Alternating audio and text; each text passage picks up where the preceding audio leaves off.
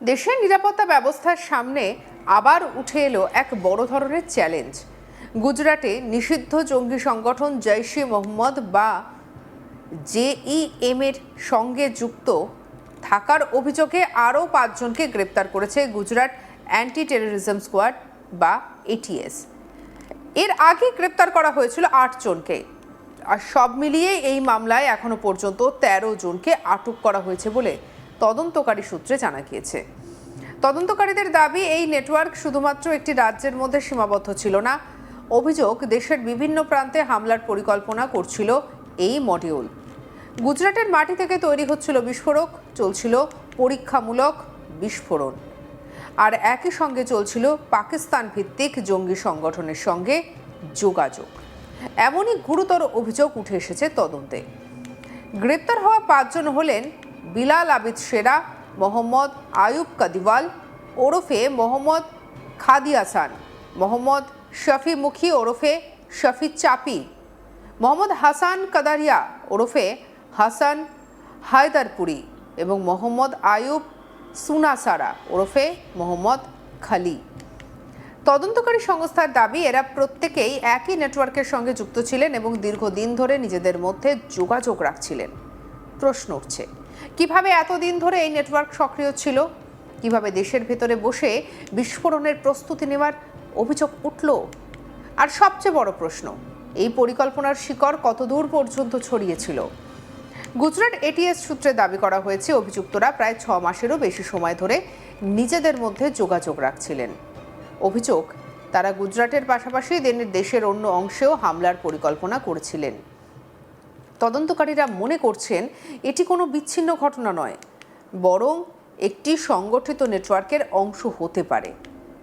তদন্তের সবথেকে গুরুত্বপূর্ণ সূত্র হিসেবে উঠে এসেছে ইম্প্রোভাইজড এক্সপ্লোসিভ ডিভাইস বা আইইডি তৈরির অভিযোগ। সূত্রের দাবি, অভিযুক্তরা গুজরাটেই বিস্ফোরক তৈরি করেছিলেন এবং নির্জন এলাকায় একাধিকবার তারা পরীক্ষা চালিয়েছিল। 6 থেকে 7 বার পরীক্ষামূলক বিস্ফোরণ চালানোর অভিযোগও সামনে এসেছে। কিছু ক্ষেত্রে বিস্ফোরণ সফল হয়েছিল, আবার কিছু ক্ষেত্রে ব্যর্থ হয়েছিল বলে তদন্তকারীরা জানিয়েছেন।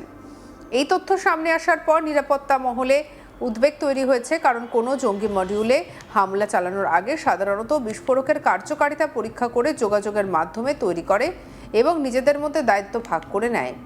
তদন্তকারীরা এখন খতিয়ে দেখছেন এই নেটওয়ার্কের পরবর্তী লক্ষ্য কী ছিল এবং এই হামলার পরিকল্পনা কতটা এগিয়ে ছিল। এই মামলায় আরও একটি গুরুত্বপূর্ণ বিষয় হলো ডিজিটাল প্রমাণ। তদন্তকারী সূত্রের দাবি, 3 জন অভিযুক্তের কাছ থেকে উদ্ধার হওয়া ইলেকট্রনিক ডিভাইসের ফরেনসিক পরীক্ষায় গুরুত্বপূর্ণ তথ্য পাওয়া গিয়েছে। অভিযোগ, ওই ডিভাইসগুলি এমনভাবে যোগাযোগের প্রমাণ মিলেছে যা পাকিস্তান বাহওয়ালপুরে থাকা জৈশ-ই মোহাম্মদের শীর্ষ নেতৃত্বের সঙ্গে যোগসূত্রের দিকে ইঙ্গিত করে। তদন্তকারীদের দাবি, অভিযুক্তরা পাকিস্তান ভিত্তিক হ্যান্ডলারদের সঙ্গে নিয়মিত যোগাযোগ রাখছিল। যদিও এই সমস্ত তথ্য এখন তদন্তের অংশ এবং আদালতে প্রমাণিত হওয়া বাকি, তবে নিরাপত্তা সংস্থাগুলি এই যোগাযোগকে অত্যন্ত গুরুত্ব দিয়ে দেখছে।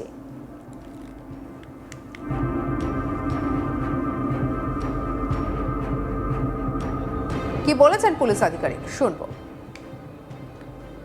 आईएसआई के निर्देश पर पाकिस्तानी गैंगस्टर शहजाद भट्टी एवं आबिद जट के आतंकी नेटवर्क द्वारा विभिन्न सोशल मीडिया प्लेटफॉर्म्स के माध्यम से स्लीपर सेल बनाने व आतंकी गतिविधियों को कारित करने हेतु उकसाने का कार्य किया जा रहा है। दिनांक 17 जून 2026 को एटीएस उत्तर प्रदेश द्वारा 2 अभियुक्तगण मोहम्मद उमर व फैज़ान को गिरफ्तार किया गया। ये दोनों पाकिस्तानी गैंगस्टर्स के निर्देश पर आबिद जट के फोटो विभिन्न स्थानों पर चस्पा कर भय एवं आतंक का माहौल पैदा करना चाहते थे। इनके द्वारा बुलंदशहर में कई स्थानों पर पाकिस्तानी डॉन आबिद जट लिखा हुआ आबिद जट का फोटो पोस्टर लगाया गया था और उसका वीडियो भी बनाकर भेजा गया था। इन लोगों को आर्मी कैंट की रेकी करने का भी टास्क दिया गया था। इनके पास से आबिद जट के पोस्टर लगाते हुए वीडियोज, आबिद जट के पोस्टर्स व अन्य डिजिटल साक्ष्य भी प्राप्त हुए हैं। गिरफ्तार अभियुक्तों के विरुद्ध सुसंगत धाराओं में अभियोग पंजीकृत कर विधिक कार्रवाई की जा रही है। বাহওয়ালপুর দীর্ঘদিন ধরে জৈশ-ই মোহাম্মদের ঘাঁটি হিসেবে বিভিন্ন আন্তর্জাতিক নিরাপত্তা আলোচনায় উঠে এসেছে।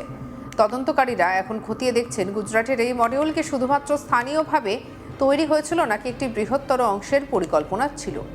সম্প্রতি ভারতের অপারেশন সিন্দুরে জৈশ-ই মোহাম্মদের সংগঠন পুনর্গঠনের চেষ্টা করছে কিনা সেই বিষয়টিও তদন্তের আওতায় এসেছে। নিরাপত্তা সূত্রের দাবি, সংগঠনের পরিকাঠামোয় আঘাতের পর তারা নতুন করে নেটওয়ার্ককে সক্রিয় করার চেষ্টা করতে পারে। গুজরাটে ধরা পড়া এই মডিউল সেই প্রচেষ্টার অংশ কিনা তা খতিয়ে দেখা হচ্ছে।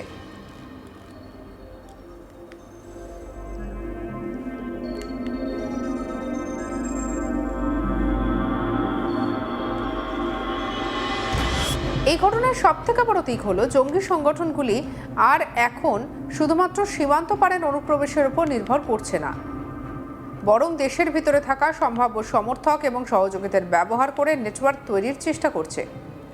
এমন আশঙ্কা বারবার প্রকাশ করেছে নিরাপত্তা সংস্থাগুলি। তদন্তকারীদের সামনে এখন একাধিক চ্যালেঞ্জ। প্রথমত, এই নেটওয়ার্কে আর কারা যুক্ত ছিল তা খুঁজে বের করা। দ্বিতীয়ত, দেশের কোন কোন জায়গায় এই নেটওয়ার্কের যোগাযোগ ছিল তা চিহ্নিত করা। তৃতীয়ত, কোনো নির্দিষ্ট হামলার পরিকল্পনা ছিল কিনা তা নিশ্চিত করা। এই তদন্তের মধ্যে বাংলার প্রসঙ্গ স্বাভাবিকভাবেই সামনে আসছে, কারণ অতীতে বিভিন্ন জঙ্গি সংগঠনের নেটওয়ার্ক দেশের বিভিন্ন রাজ্যে ছড়িয়ে থাকার নজির রয়েছে। তবে গুজরাট এটিএস-এর এই মামলায় এখনো পর্যন্ত বাংলার কোনো নির্দিষ্ট যোগসূত্রের কথা তদন্তকারী সংস্থা প্রকাশ করেনি। ফলে শুধুমাত্র আশঙ্কার ভিত্তিতে কোনো সিদ্ধান্তে পৌঁছানো যাবে না, কিন্তু দেশের নিরাপত্তার প্রশ্নে প্রতিটি সম্ভাব্য যোগাযোগ খতিয়ে দেখা হচ্ছে। বিশেষজ্ঞদের মতে, আধুনিক জঙ্গি নেটওয়ার্কের সবথেকে বড় শক্তি হলো গোপন যোগাযোগ এবং ছোট ছোট মডিউল তৈরি করা। বাইরে থেকে সাধারণ মানুষের মতো আচরণ করে ভিতরে ভিতরে সংগঠনের নির্দেশ পালন করার কৌশলই এখন বড় চ্যালেঞ্জ।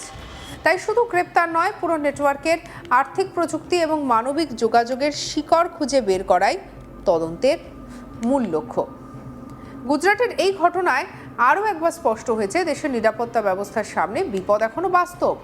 কয়েকজন ব্যক্তি, কয়েকটি ডিভাইস এবং কিছু গোপন যোগাযোগ কখনো কখনো বড় ধরনের ষড়যন্ত্রের ইঙ্গিত দিতে পারে। তাই তদন্তকারী সংস্থাগুলি এখন প্রতিটি তথ্য, প্রতিটি যোগাযোগ এবং প্রতিটি সম্ভাব্য যোগসূত্র খতিয়ে দেখছে। গ্রেপ্তার হওয়া অভিযুক্তদের বিরুদ্ধে ওঠা অভিযোগ অত্যন্ত গুরুত্বপূর্ণ।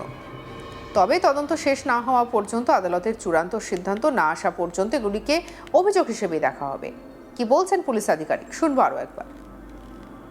एसआई के निर्देश पर पाकिस्तानी गैंगस्टर शहजाद भट्टी एवं आबिद जट के आतंकी नेटवर्क द्वारा विभिन्न सोशल मीडिया प्लेटफॉर्म्स के माध्यम से स्लीपर सेल बनाने व आतंकी गतिविधियों को कारित करने हेतु उकसाने का कार्य किया जा रहा है।